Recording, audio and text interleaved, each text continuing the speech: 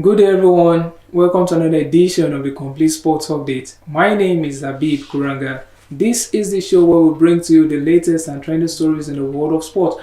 I am not alone in the studio. I have with me James Agberibi, and together we shall be taking you through the rounds as far as sport is concerned. The Super Eagles played out disappointing draws against Lesotho and Zimbabwe in the 2026 World Cup qualifying campaign. Jose Peseiro's men were Sopa and Disma in their game against these two South African nations. This edition will be totally dedicated to the three-time African Cup of Nations winners. This is the review on the Complete Sports Updates. So, welcome back to the show once more, James.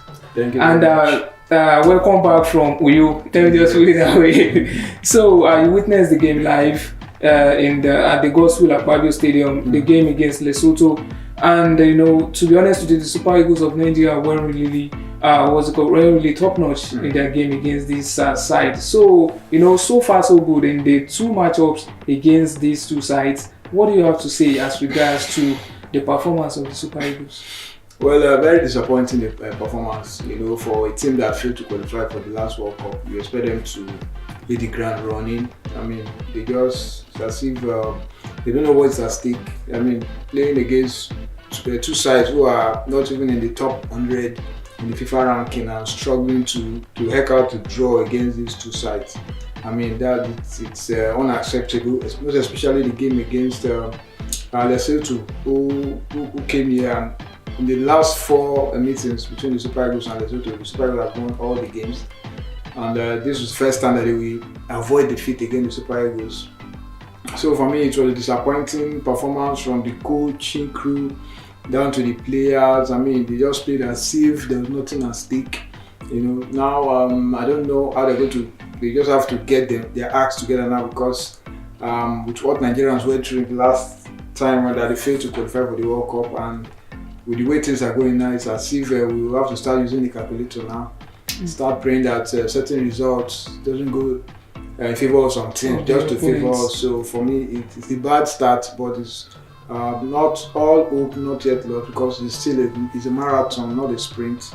The qualifiers will resume in June again, and we have South Africa, and let's see how things pan out. Yes, so don't you think that it's going to be a problem, when Nigeria, when the Super Eagles are playing against the Lesotho, 158 ranked according to the FIFA rankings, and also Zimbabwe. I think Zimbabwe is ranked 125. Mm-hmm. So these two teams, they are, minors, no disrespect to them. So do you think if Nigeria are playing against teams not even really up to, not really really down to these teams, do you think it's going to give this team the edge that if Lesotho can actually grab a draw against Nigeria, if Zimbabwe can actually grab a draw, why can't we just get all the 3 points? Don't you think that it's going to fuel the desire against teams playing against Nigeria in the upcoming fixtures? Of course, because if a team like Lesotho, one of the minnows in African football, can come down to Nigeria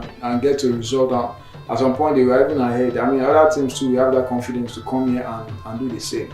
Now we're going to play against South Africa, who we always dominate when it comes to football, but they are currently leading the table, and with the way the Super Eagles have been struggling, I mean, they will believe that they can come here and get a result. The last time they came to Nigeria during the qualifiers for the 2021 AFCON, they defeated Nigeria here 2-0. So who said they cannot come here again and do the same thing? It all boils down to what the Super Eagles do. If you don't reorganize yourself and get your campaign back on track, South Africa will be out of sight.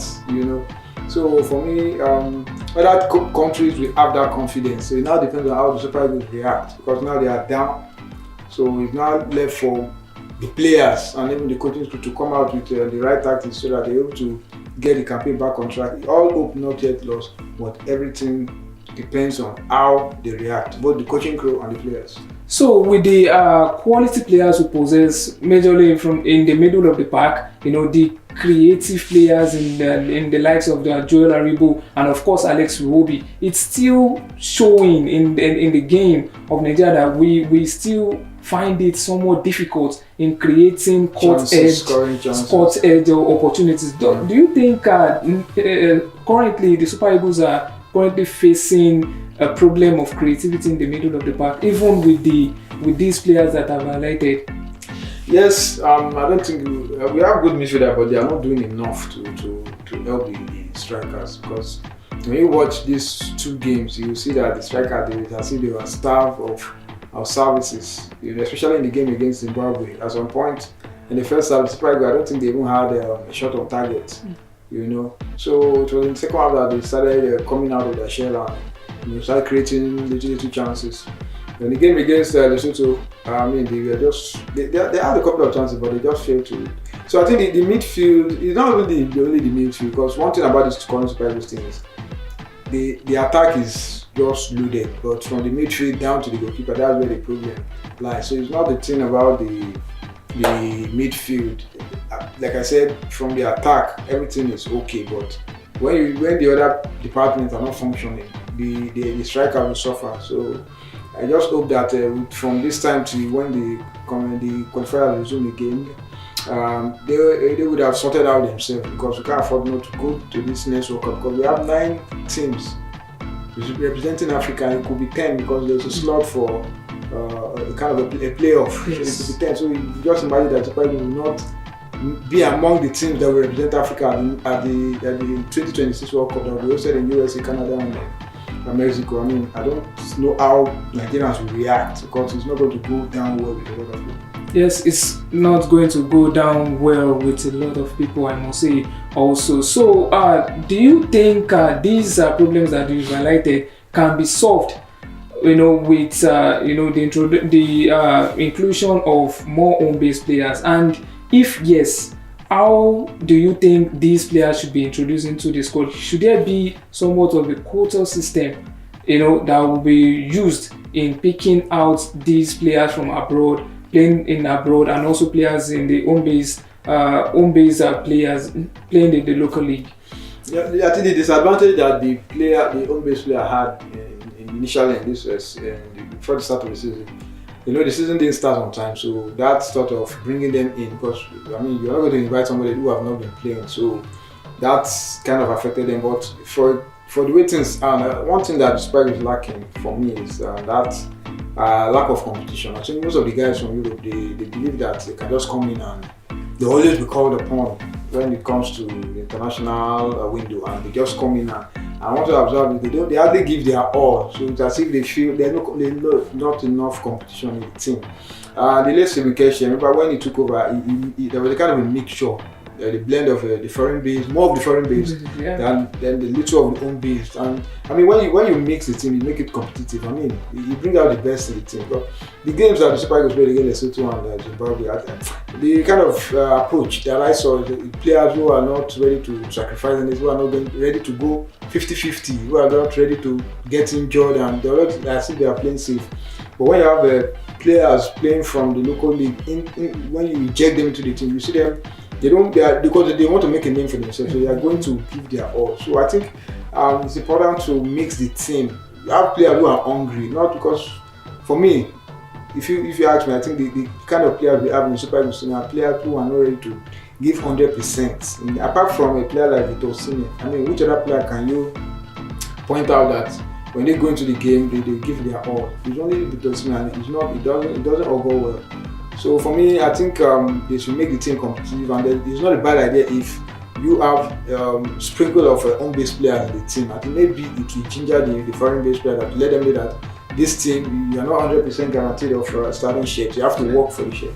Yes, they have to really, really work hard for the shirt, because representing the Super Eagles of Nigeria is a huge honor that you can't really turn down. And lastly, Jose Peseiro, has been in the news, under intense pressure and the likes. With the way the Super Eagles are, ever since he has been appointed as the gaffer, I think they've only won 2 games convincingly. And that was the 2 games against Sao Tome and Principe, the 10-0 drubbing and also the 6-0 win. So ever since those 2 wins, I don't think Nigeria have been able to, win games convincingly apart from those two encounters. Do you think, Jose Peseiro is still the right man for the job?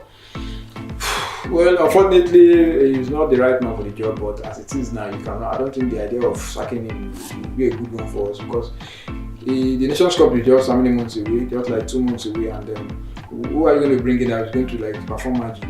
So I think for me, the best bet is to just allow him to take the team to the AFCON, and from there you can have that excuse to sack him if he doesn't win the AFCON. I think that should be the target. Because for me, from what I've watched, I don't think he's going to take us anywhere. His selection, his substitution, and all those things combined together, that we don't have a coach, someone that can take us to the next level. Most of the games that he has played against decent side, he lost. Except from Sao Tome. I mean, you expect Super Eagles to beat Sao Tome. The way it comes up against decent, well-organized side, I mean, they tend to struggle. They concede goals plenty, and so for me, we have the wrong man handling Super Eagles. But like I said, we should just allow him to see us through the AFCON. So from they just set the target for him. If you don't win the AFCON, you are gone. So with the way the Super Eagles team is, it's only a miracle that will make them win the AFCON, because the man is showing nothing, as in there's no impact from the man concerning the Super Eagles. So for me, let's leave him. After the AFCON, that will take a strong decision. So we wish the Super Eagles of Nigeria the very best as far as the African Cup of Nations in Ivory Coast is concerned, and their subsequent competitions in the long term. Thank you very much, James, for the insights, full analysis. Yes, viewers, we've come to the end of this week's edition. We'll see you same time next week. Bye for now.